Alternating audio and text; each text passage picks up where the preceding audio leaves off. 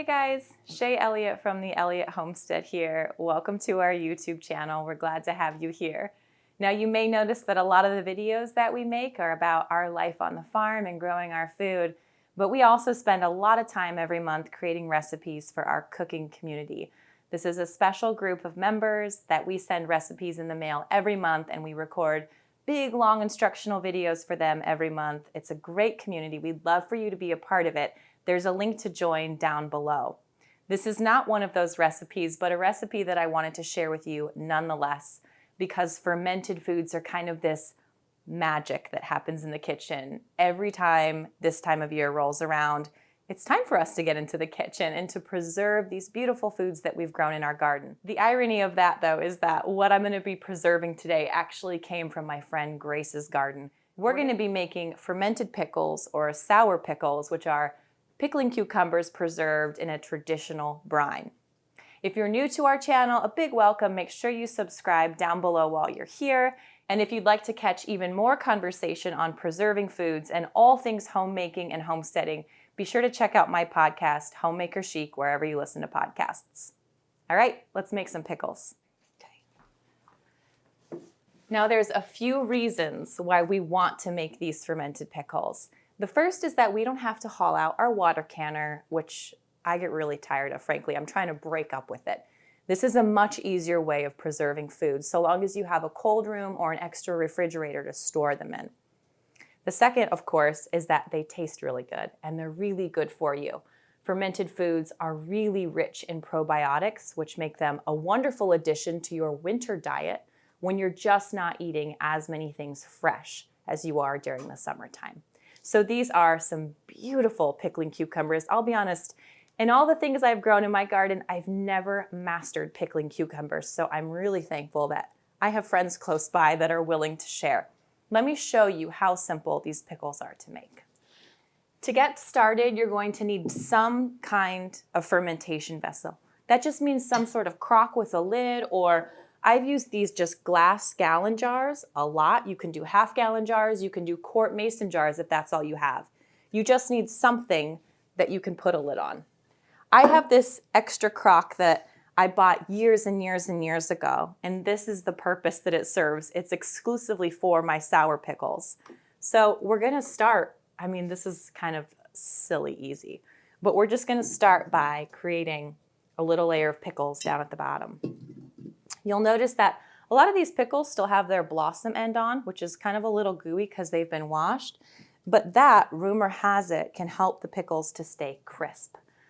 One of the complaints that people have about pickles is that they don't stay as crisp as a water-canned pickle, and we have a few different methods for fighting that.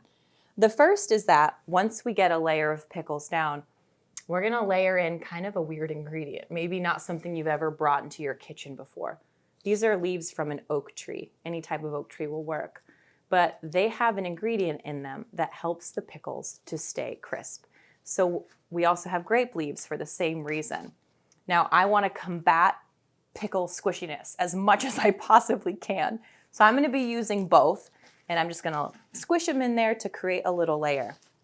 Now, my podcast co-host, Angela Reed of Parisian Farm Girl, go check out her channel if you haven't.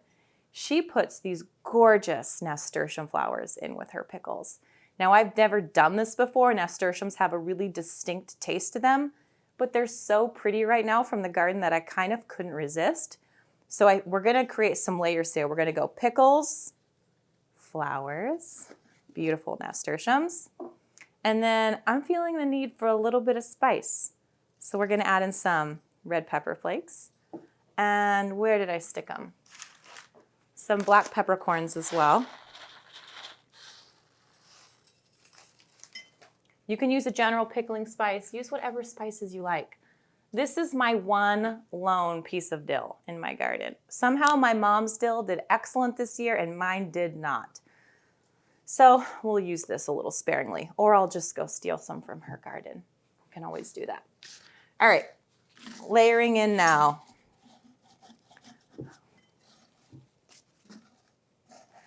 You'll notice that there's a lot of room for, shall we say, individual expression when it comes to making these sour pickles, because you really can use whatever flavors that you like. I know a lot of people like onions in their sour pickles. Garlic is another popular one. I tend to just add a clove or two in on the very top. So we'll get there.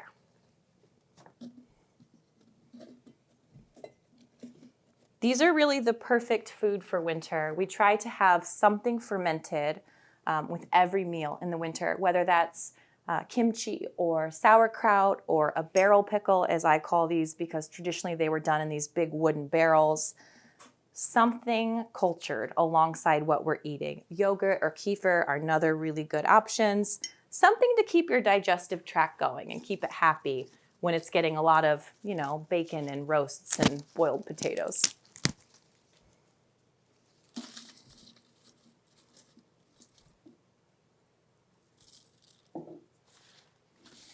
Fermentation is actually really amazing because we're going to make a salt brine and pour that over our pickles.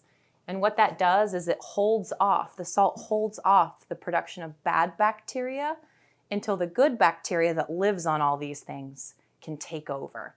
And that's what ferments them. So when I say it's magic, I'm serious. This is bacterial magic. I know there's science behind it, but call a spade a spade. Ooh, our barrel's almost full. We might have to add in another.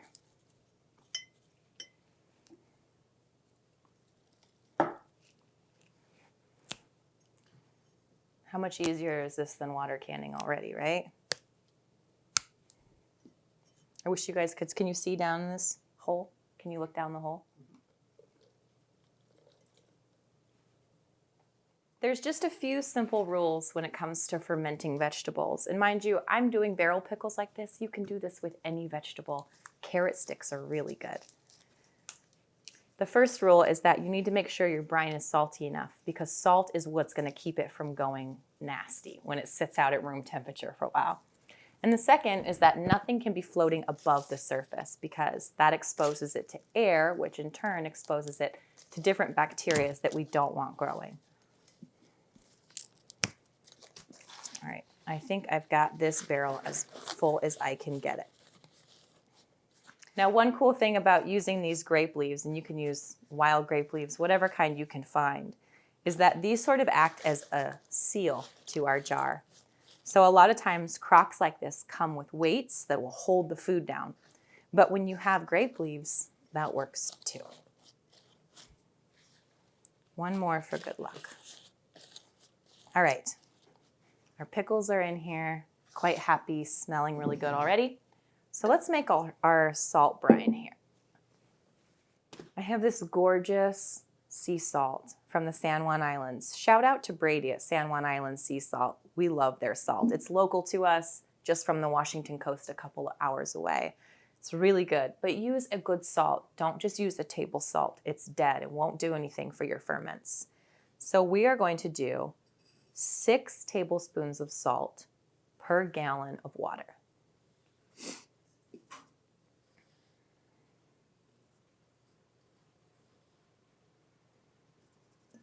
The way I see it, if you undersalt your pickles, they're going to be ruined. If you oversalt them, you're just going to have a salty pickle, which is, a really delicious thing to have alongside a pork roast. So always err on the side of making your brine a little saltier. We'll just do an extra pinch for good measure. Now you can boil this with water to get that salt to dissolve. I have hot water from our espresso machine back here, so I'm going to add a little bit of warm water to dissolve all that salt, and then I'll top the rest off with filtered water from the Berkey.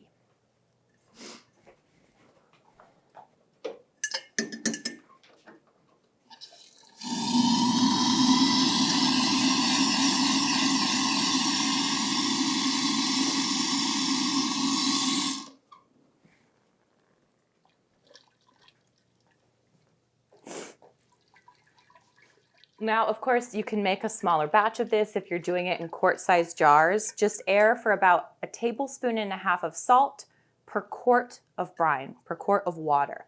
So just make up a quart, keep it beside your ferments, and then just top it off.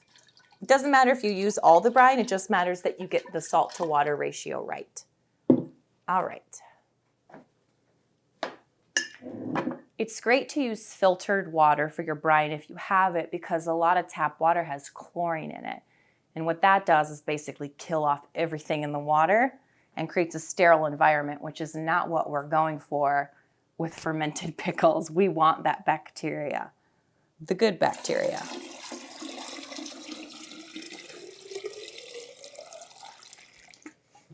Okay. Thank you, Berkey.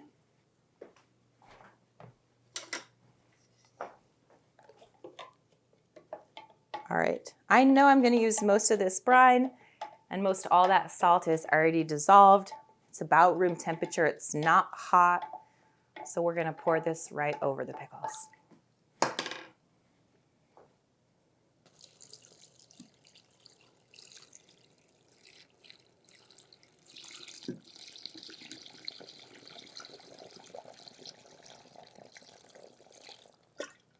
And swish. Make sure none of that salt settles. Perfect.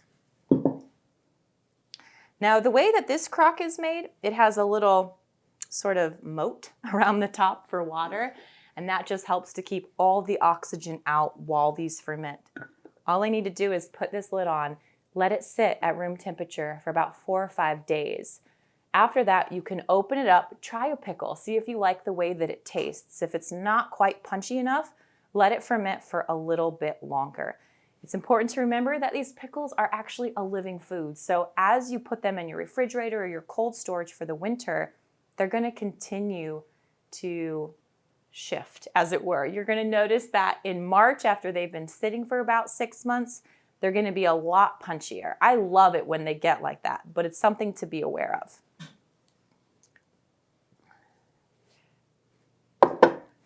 I'm going to take out another batch of pickles that I made last week to show you what they'll look like after the fermenting period.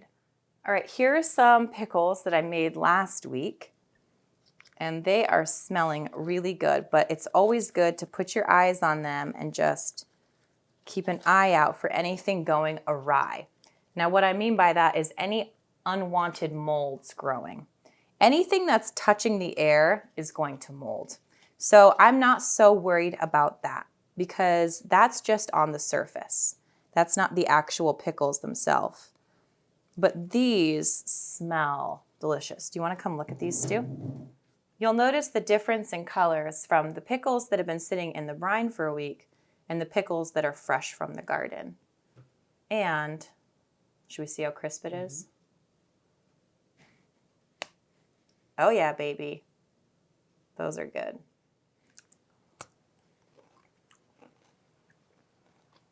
Can you hear it crunching? Can you? It's very crunchy, and it's very good. Here's my problem. I've got a few more pickles in my basket and a little bit more room in this crock.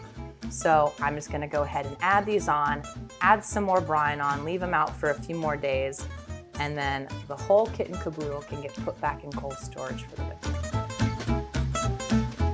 These are beautiful.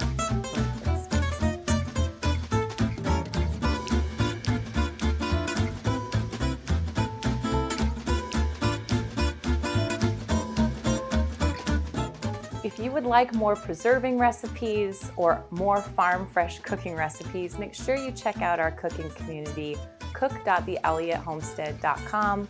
We will continue to keep working away in our kitchen and bringing you delicious recipes right from the farm. Until next time, happy fermenting. Cheers.